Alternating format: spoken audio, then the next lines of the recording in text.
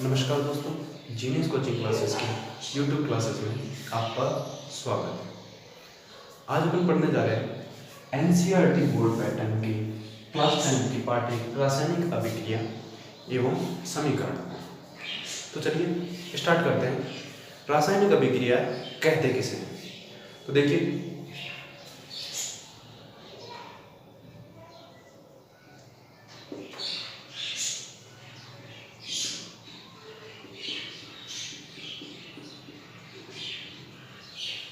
जब दो या दो से अधिक पदार्थ मिलकर एक या एक से अधिक नए गुणधर्म वाले पदार्थ का निर्माण करते हैं, उसे क्या कहते हैं? रासायनिक अभिक्रिया कहते हैं।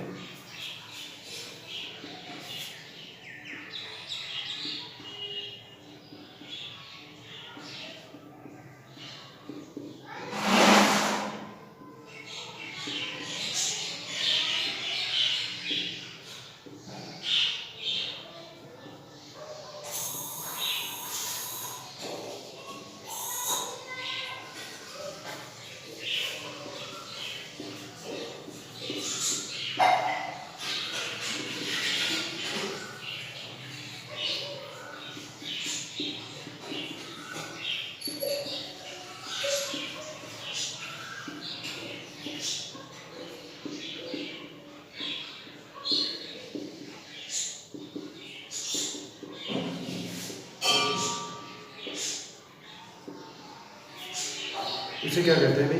रासायनिक अभिक्रिया कहते हैं। जब दो या दो से अधिक गुणधर्म वाले पदार्थ, दो या दो से अधिक पदार्थ मिलकर एक या एक से अधिक नए गुणधर्म वाले पदार्थ का निर्माण करते हैं, उसे क्या कहते हैं भाई? रासायनिक अभिक्रिया कहते हैं। उदाहरण देखिए,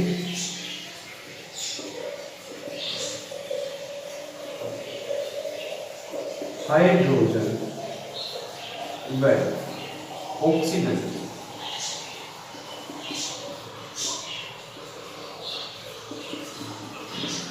मिलकर किसका निर्माण करते हैं भाई? जल का निर्माण करते हैं।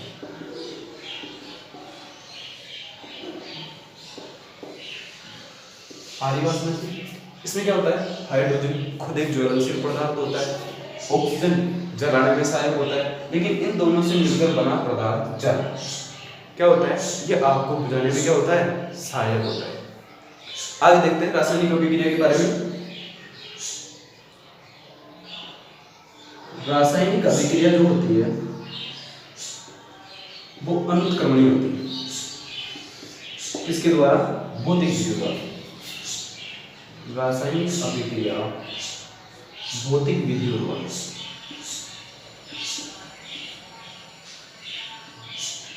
अनुत्क्रमणीय होती है।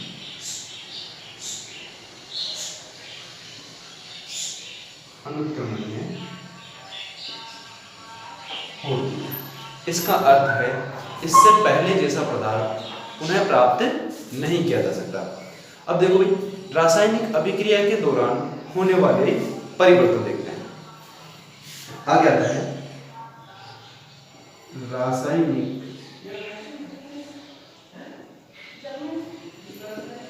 अभिक्रिया में होने वाले परिवर्तन।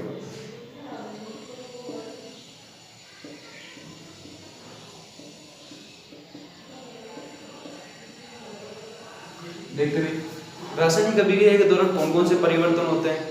ये सारे परिवर्तन किसी एक रासायनिक अभिक्रिया में हो सकते हैं या इनमें से कोई एक या दो भी हो सकते हैं। तो सबसे पहले देखते हैं भाई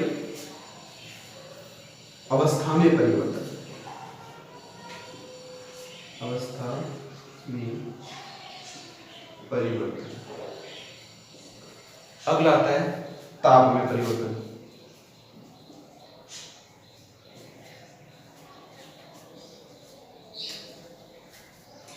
किसमें परिवर्तन?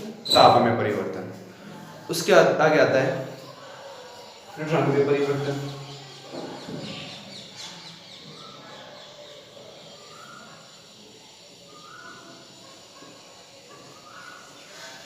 आगे देखते हैं तो आगे आता है क्या? गैस का उत्सर्जन।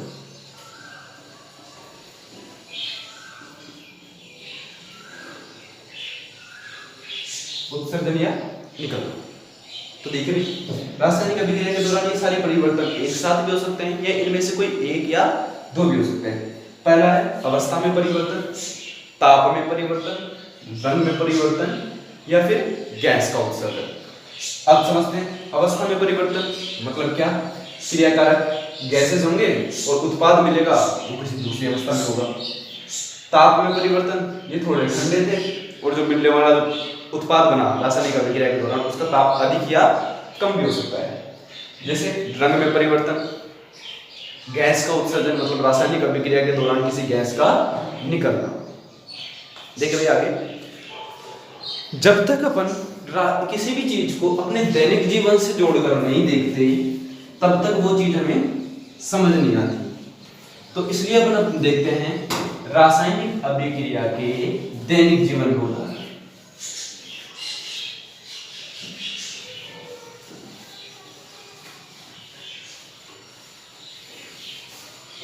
तो देखो भाई, रासायनिक अभिक्रिया के दैनिक जीवन में उदाहरण।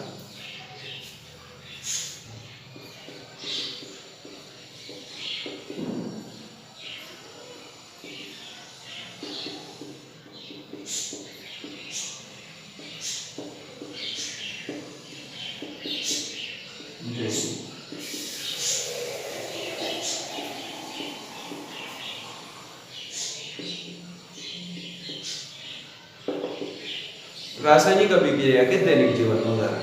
सबसे पहला उदाहरण जो सभी ने अनुभव किया होगा, दूध से दही का बनना। में क्या होता है, जब दूध में थोड़ा सा लैक्टोबैसिलस अम्ल डाल दिया जाता है या फिर थोड़ा सा जामन डाल दिया जाता है तो कुछ समय बाद किसमें परिवर्तित हो जाता है, दही में परिवर्तित हो जाता है। तो ये क्या होता है, रासायनिक अभिक्रिया का ये एक उदाहरण है।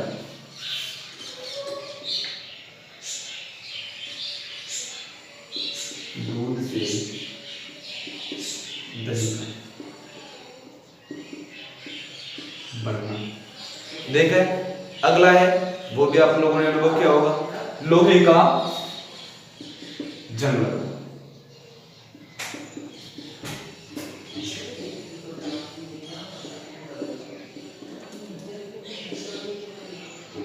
लोहे पर जंग लगना। आगे देखो, अगला कौन सा है जो अपने शरीर में होता है, भोजन का पाचन। और कौन सा होता है, श्वसन। और भी बहुत सारे परिवर्तन अपने दैनिक जीवन में होते रहते हैं, लेकिन मुख्यतः चार परिवर्तन को आप याद रखिए। अपने रासायनिक अभिक्रिया जो दैनिक जीवन में होती है, दूध से दही का बनना, लोहे का जंग लगना, भोजन का पाचन व श्वसन। अब देखते हैं भाई, अपन ने देख लिया कि रासायनिक अभिक्रिया होती क्या है, उसके दैनिक जीवन में उदाहरण देख लिए, उसके अवस्था में परिवर्तन देख लिए, मतलब रासायनिक अभिक्रिया के दौरान होने वाले परिवर्तन देख लिए। अब देखते हैं रासायनिक अभिक्रिया के भाग। तो अगला टॉपिक है भाई रासायनिक अभिक्रिया के भाग।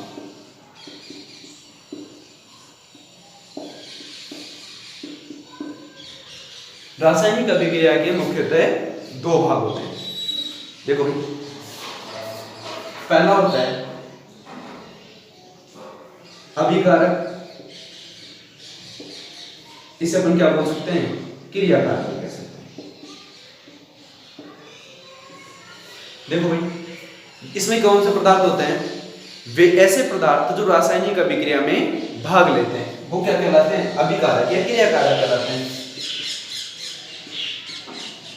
ऐसे पदार्थ जो रासायनिक अभिक्रिया में भाग लेते हैं।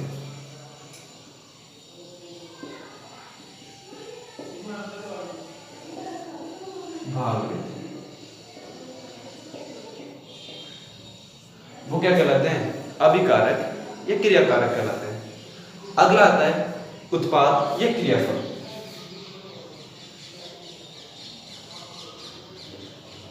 उत्पाद भी बोल सकते हैं या फिर क्रियाफल भी कह सकते हैं।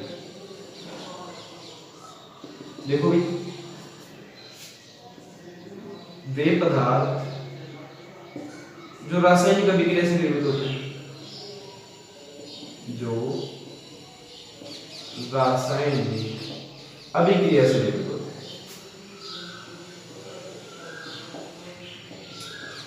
अभिक्रिया निर्मित होते हैं। किससे निर्मित होते हैं?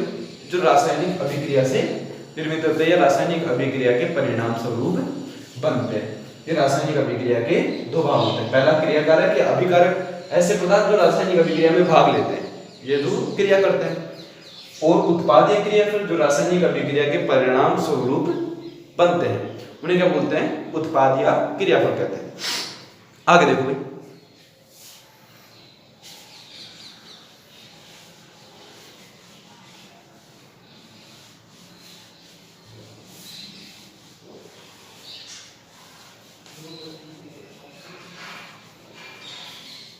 आगे देखो रासायनिक समीकरण। ये क्या है? रासायनिक अभिक्रिया को लिखने का तरीका है। देखो रासायनिक समीकरण। देखो रासायनिक अभिक्रिया को रासायनिक समीकरण द्वारा प्रदर्शित किया जाता है। रासायनिक समीकरण में जो पदार्थ होते हैं या अभिक्रिया को किसके माध्यम से दर्शाया जाता है? प्रतीकों के माध्यम से दर्शाया जाता है।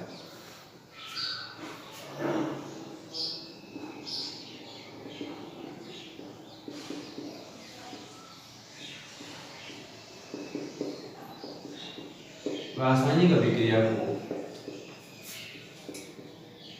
रासायनिक समीकरणों के माध्यम से दर्शाया जाता है। क्रम के माध्यम से दर्शाया जाता है। आ रही बात समझ में? इसमें क्या किया जाता है?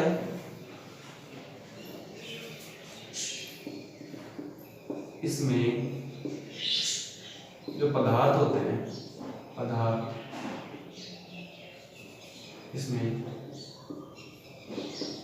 पदार्थों को प्रतीकों के माध्यम से दर्शाया जाता है। इसके माध्यम से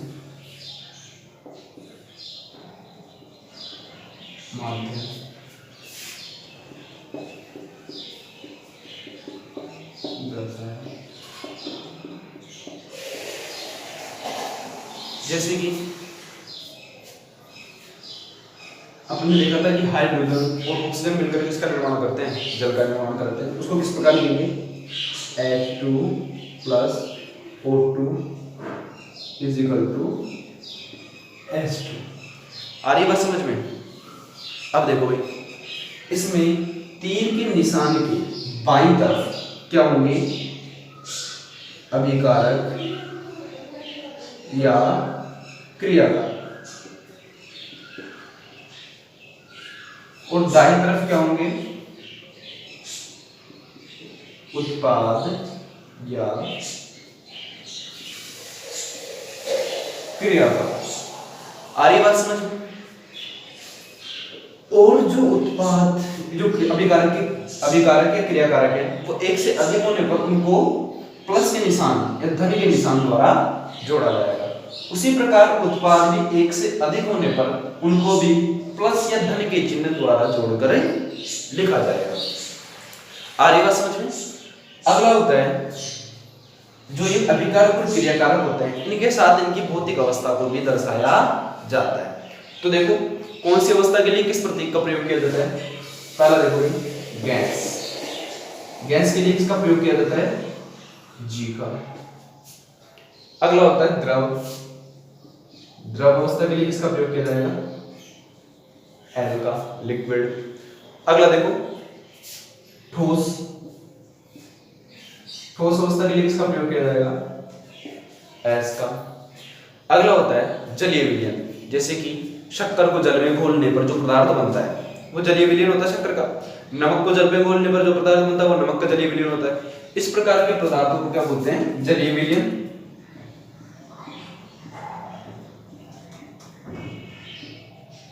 इसको किसके द्वारा दर्शाएंगे, एक यूनिट के द्वारा। आगे बात समझ में। तो ये रासायनिक अभिक्रिया को लिखने का तरीका होता है। तो देखिए अब इसमें इसकी भौतिक अवस्था ऐड करते हैं। तो H2 क्या है, गैस, तो इसके नीचे लिख देंगे इस प्रकार। ऑक्सीजन क्या है, गैस है, तो इसके आगे भी क्या लिख देंगे, गैस। जो जल बना वो क्या होता है, द्रव अवस्था में होता है, तो इसीलिए इसके आगे आगे बात समझ में। चलो ठीक है, तो आगे देखते हैं। अब आता है रासायनिक अभिक्रिया को संतुलित करना। इस पे एक सेपरेट वीडियो बनेगा जिसमें आपको पूरा प्रक्रम विस्तार से समझाया जाएगा, लेकिन अभी एक बार देख लो।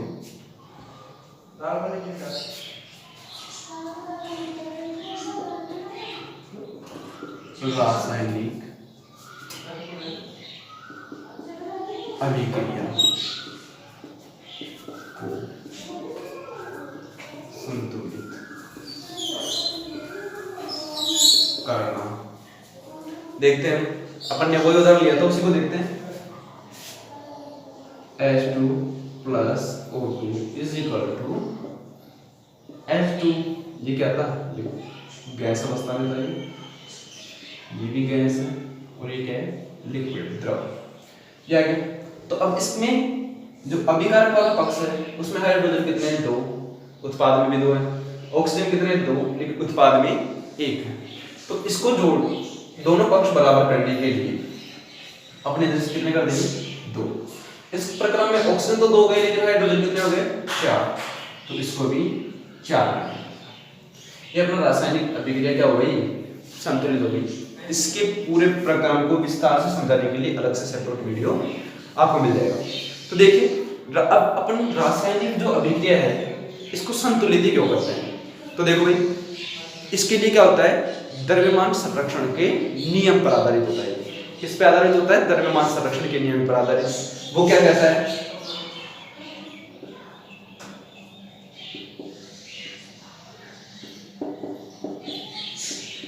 संरक्षण का नियम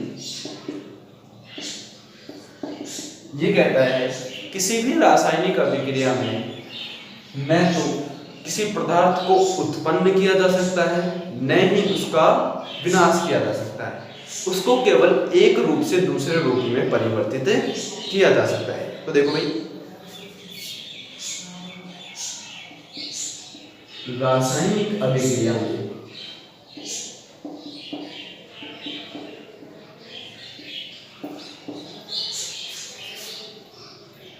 द्रव्य या पदार्थ को न तो उत्पन्न किया जा सकता है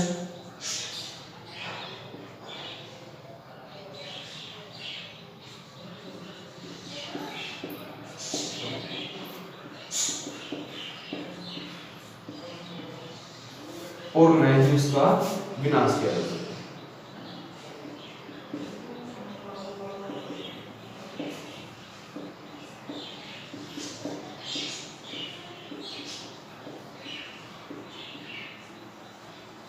इसके तहत अपन रासायनिक अभिक्रिया को क्या करते हैं, संतुलित करते हैं।